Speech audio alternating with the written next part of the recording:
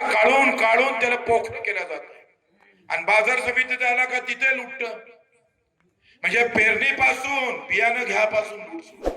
बियाणं घेतलं लुटलं, औषध घेतले लुटलं, खत घेतलं लुटलं, पेरलंय लुटलं, आणि जमिनीत गेलं तर किडे माकोड्या.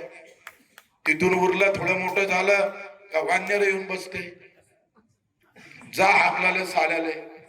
अर्ध तर माल्या इचलली, माझं शेत पेरलं 4 डाव पेरा लागलं तूर. त्या डुकरेनं साला एवढ्या मोठ्या मातीमध्ये एवढा तुरीचा दाना दिसतेच कसा, काय अक्कल दिली रे डुकराले.